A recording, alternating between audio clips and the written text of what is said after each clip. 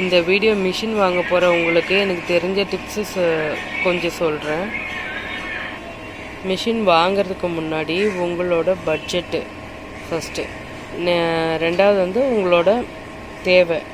Machine வாங்க போகிறீங்கன்னா உங்களால் எவ்வளோ காசு கொடுத்து வாங்க முடியும், அண்ட் உங்களுக்கு அந்த மிஷினோட தேவை என்னென்ன, அதாவது உங்களுக்கு மட்டும் தைக்க போகிறீங்களா இல்லை வெளியே இருக்க உள்ள கஸ்டமர்களுக்கும் தைக்க போகிறீங்களா இல்லை பெரிய பிஸ்னஸ் லெவலில் தைக்க போகிறீங்களா அப்படின்னு சொல்லிட்டு நீங்கள் முதல்ல பார்த்துக்கணும். ஓகேவா? உங்களுக்கு மட்டும் தைக்க போகிறீங்கன்னா சாதா பெடல் மிஷின் போதும். ஓகேங்களா? இல்லை வெளியே உள்ள நான் நிறைய பேருக்கு தைக்க போகிறேன், எனக்கு இன்னும் நிறைய தைக்கணும், ஒரு நாளைக்கு ஒரு 30-40 ப்ளவுஸ் இல்லை 10 ப்ளவுஸ் அந்த மாதிரி தைப்பேன் அப்படின்னும் போது நீங்கள் பெரிய மிஷினே வாங்கிக்கலாம். ஓகேங்களா? இல்லைன்னா வீட்டில் மட்டும் நான் தைக்க போகிறேன், வீட்டில் ஒரு அக்கம் பக்கத்தில் ஒரு 2-3 பேருக்கு தான் தைக்க போகிறேன் அப்படின்னா ஒரு சாதா பெடல் மிஷினே போதும். அதில் மோட்டர் கூட நம்ம வச்சுக்கலாம்.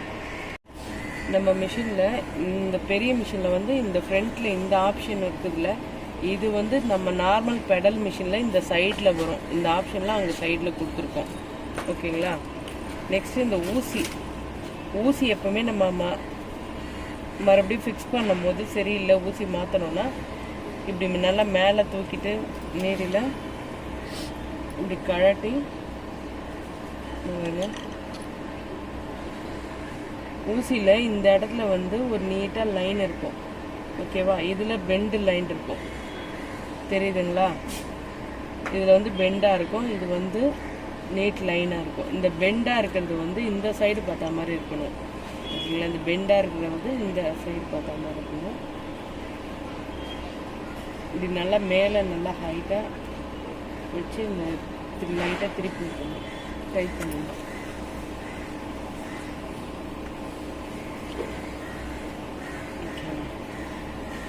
அதே மாதிரி இந்த ஃபுட்ரு இருக்கு இல்லைங்களா, இந்த ஃபுட்ரு அட்ஜஸ்ட் இந்த பெரிய மிஷினில் இந்த ஃபுட்ரு வந்து தூக்குறது, இப்படி மேலே அப் பண்ணுறது வந்து இங்கே இருக்குது.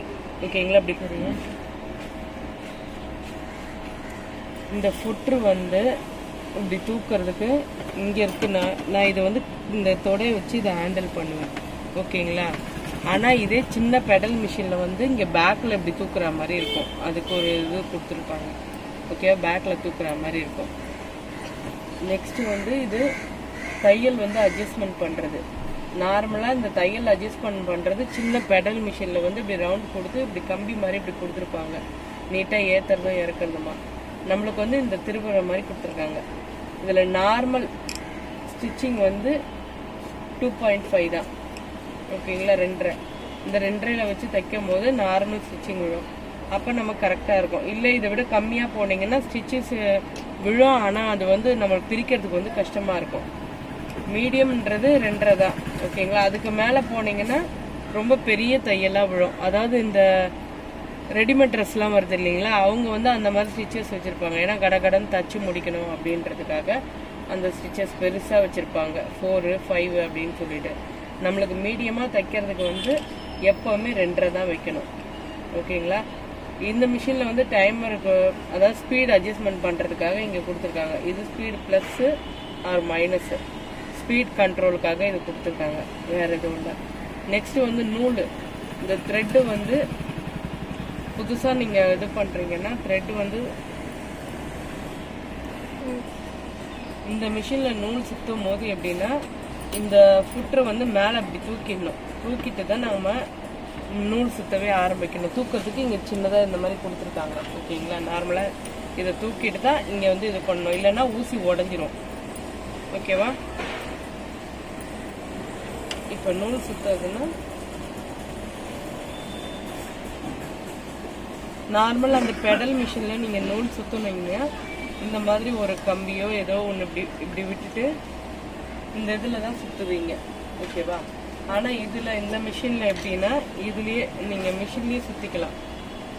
இந்த பாருங்க, இது போட்டுட்டு இந்த பட்டன் ப்ரெஸ் பண்ணிட்டீங்கன்னா ஓகே. இது இந்த நூல் சுற்றுறதுக்கு முன்னாடி இங்கே ஃபுட்டர் வந்து மேலே தூக்கி இருக்கான்னு பார்க்கணும். ஓகேவா?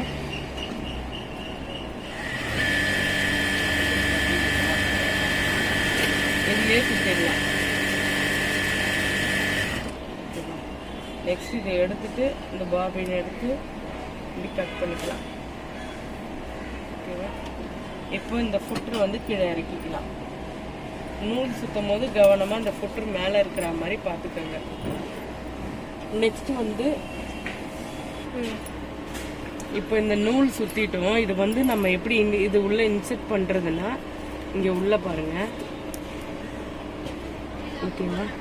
தெரியுதா? ஒரு நிமிஷம். இந்த பாபினை இந்த கேஸ்க்குள்ள இந்த மாதிரி ஃபிக்ஸ் பண்ணுங்க.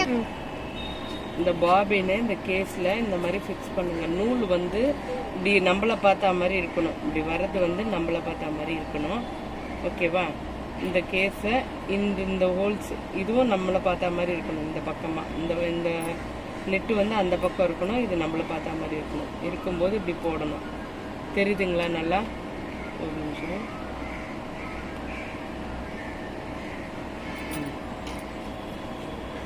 இந்த பாபின் நூல் வந்து இது வந்து நம்மளை பார்த்த மாதிரி இருக்கணும். ஓகேவா? அதே மாதிரி கேஸ்லேயும் இந்த நெட்டு அந்த பக்கம் இருக்கணும். இப்படி நம்மளை பார்த்த மாதிரி இருக்கணும். இது இப்படி இன்செர்ட் பண்ணிவிட்டு நூல் வந்து இங்கே இப்படி வந்து இதுக்குள்ளே இப்படி மாட்டி இப்படி உள்ளே இழுக்கணும். ஓகேங்களா? நூல் வந்து நம்ம இழுக்கும் போது இப்படி ஃப்ரீயாக வரணும். இது இப்படி பாபினை இந்த கேஸில் இப்படி இன்செர்ட் பண்ணணும். நூல் வந்து இப்படி நம்மளை பார்த்த மாதிரி எடுக்கணும். ஓகேங்களா? புரிஞ்சுதா? இப்போ இதை வந்து நம்ம இங்கே ஃபிக்ஸ் பண்ணணும். இந்த நூல் இந்த பக்கம் இப்படி வச்சிருங்க. ஓகேவா? இந்த டென்ஷன் வந்து இப்படி ஓப்பன் பண்ணுற மாதிரி இருக்கணும். இப்படி ஓப்பன் பண்ணி அங்கே மாட்டணும். இப்போ மாட்டுறது எப்படின்னு பார்க்கலாம். இந்த கேஸ் வந்து என்ன பண்ணணும்னா இப்போ இந்த இடம் தெரியுதுங்களா உங்களுக்கு? இந்த இடத்துல தான் நம்ம இன்செர்ட் பண்ணணும். இன்செர்ட் பண்ணிவிட்டு இது பாருங்க, இப்படி இந்த கேஸை இப்படி மாட்டணும். இப்படி மாட்டும் போது உள்ளே ஃபிக்ஸ் ஆகாது. அதனால் நம்ம என்ன பண்ணணும்னா இந்த டென்ஷன் இப்படி எடுத்து இப்படி இது பண்ணும்போது ஒரு கிளிக்னு ஒரு சவுண்டு வரும். அப்போ தான் அது ஃபிக்ஸ் ஆகிடுச்சின்னு அர்த்தம். ஓகேவா? இப்போ மறுபடியும் எடுத்து மாட்டுறேன், பார்த்துக்கோங்க. இதை ஓப்பன் பண்ணிட்டு தான் எடுக்க முடியும். ஓகேவா? இந்த கேஸோடு எடுத்து இந்த ஹோல்ஸ் வருது இல்லைங்களா? இந்த ஹோல்ஸ் வந்து அதுக்குள்ளே ஃபிக்ஸ் ஆகிற மாதிரி சென்டரில் இங்கே எடுத்து இப்படி மாட்டும் போது ஒரு கிளிக்னு ஒரு சவுண்டு வரும். அப்போ தான் அது ஃபிக்ஸ் ஆகிடுச்சின்னு அர்த்தம். ஓகேவா?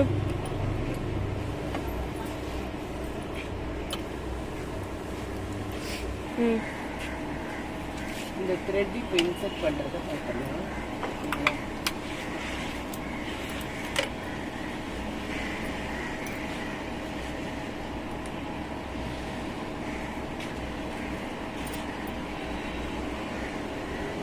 இந்த மாதிரி சின்ன மிஷின்லேயும் இருக்கும். நூல் இப்படி கொடுத்து இந்த மாதிரி கொடுத்தாதான் அது கரெக்டாக வந்து நம்மளுக்கு ஸ்டிச்சஸ் வரும். இதில் ஒரு இது மாற்றி நீங்கள் பண்ணினாலும் அதில் ஸ்டிச்சஸ் ஒழுங்காக வராது. அதை நீங்கள் செக் பண்ணிக்கோங்க. ஓகேங்களா?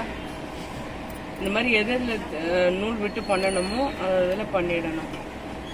நெக்ஸ்ட் இப்படி கொடுத்துட்டு ஊசியில் இப்படி கோத்துக்கோங்க.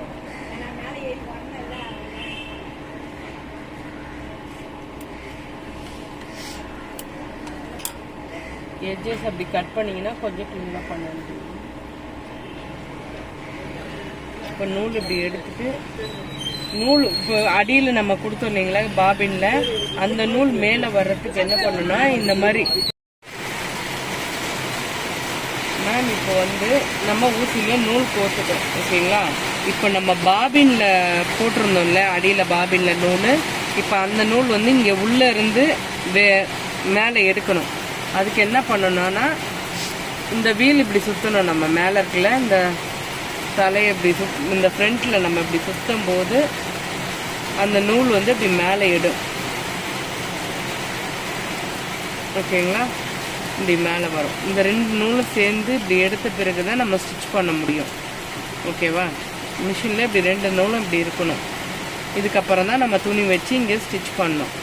ஓகே? இப்போ மிஷின் அந்த த்ரெட்டு போகிறத நம்ம பார்த்துட்டோம்.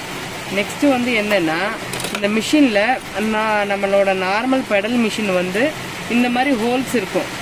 இந்த மாதிரி ஹோல்ஸில் வந்து ஆயில் விடுற மாதிரி இருக்கும். இங்கே இங்கே இங்கே இந்த சைட்லலாம் ஹோல்ஸ் இருக்கும். அதில் தான் நம்ம ஆயில் விடுவோம். ஓகேங்களா? இந்த இடத்துல இந்த மாதிரிலாம் ஹோல்ஸ் இருக்கும். நம்ம நார்மல் அந்த பெடல் மிஷினில் சொல்கிறேன். அதில் வந்து அங்கெல்லாம் ஆயில் விட்டால் தான் அது நல்லா நமக்கு வந்து மிஷின் ஃப்ரீயாக வந்து சுற்றும். ஓகேங்களா. இது நம்மளது பவர் மிஷின். இந்த பவர் மிஷின்ல எப்படி ஆயில் போடணும்னா, இப்போ இந்த மிஷின்ல வந்து எப்படி ஆயில் விடணும்னா, இந்த மிஷின் இப்படி தூக்கணும். நீங்க இந்த கைப்பிடி இருக்குல்ல, இதுல வச்சு இப்படி தூக்கிட்டு இந்த மிஷினுக்கு வந்து இங்க லோ ஹைன்னு இருக்கு பாருங்க. இந்த ஹை லெவல்ல நம்ம ஆயில் வச்சிருக்கணும் எப்பவுமே. அதே மாதிரி இந்த ஆயில் வந்து கலர் சேஞ்ச் ஆயிடுச்சுன்னா மேல நமக்கு தெரியும். அப்போ நம்ம இந்த ஆயிலை மாத்திடணும். ஓகேங்களா. இந்த மிஷின்ல இப்படிதான் ஆயில் ஊற்றி நம்ம இது பண்ணணும். அங்க ஹோல்ஸ்ல விடுற மாதிரி கிடையாது. இந்த மிஷின்ல இங்கதான் ஆயில் விடணும். இது ஆயில் இருக்கான்னு கரெக்டா செக் பண்ணிக்கணும். ஓகேங்களா. இது எப்பவுமே இதுல ஆயில் எடுத்து உள்ள எல்லா மிஷினுக்கும் போற மாதிரி இங்க செட் பண்ணிருக்காங்க. ஓகே. இந்த மிஷினை அடிக்கடி இந்த ட்ரை கிளாத்ல தான் துடைக்கணும். தண்ணி வச்சு துடைக்க கூடாது. ஓகேங்களா. தண்ணி வச்சு துடைச்சா மிஷினை துரு பிடிச்சிரும். ஓகேவா. அதனால ட்ரை கிளாத் வச்சுதான் எப்பவுமே துடைச்சிக்கணும். நீட்டா வச்சுக்கணும். இந்த சைட்ல எல்லாம் எந்த தூசியும் படாத அளவுக்கு அப்பப்போ கிளீன் பண்ணிக்கணும். ஓகேவா. நீடில் கரெக்டா இல்லை, அந்த எட்ஜஸ் வந்து ஏதாவது உரசி உடஞ்சிடுச்சுன்னு வச்சுங்களேன், அந்த நீடில் மாத்திரங்க. இல்லைன்னா ஸ்டிச்சஸ் ஒரு மாதிரி சுருக்கமா விழும். அப்போ அந்த நீடில் மாத்திடணும். மாத்திட்டீங்கன்னா ஸ்டிச்சஸ் அழகா விழுந்துடும். ஓகேவா. மிஷின் பத்தி இவ்வளவுதான். நீங்க வாங்கும் போது உங்க தேவை என்னவோ அதுக்கேற்ற மாதிரி வாங்கிக்கோங்க. உங்க பட்ஜெட் என்னவோ அதுக்கேற்ற மாதிரியும் வாங்கிக்கோங்க. நீங்க உங்களுக்கு மட்டும் தைக்க போறீங்கன்னா நார்மல் பெடல் மிஷினே போதும். சப்போஸ் நீங்க வெளியே உள்ளவங்களுக்கும் தைக்க போறீங்க, ஒரு கடை மாதிரி வைக்க போறீங்க அப்படின்னா இந்த மாதிரி மிஷின் வாங்கிக்கோங்க.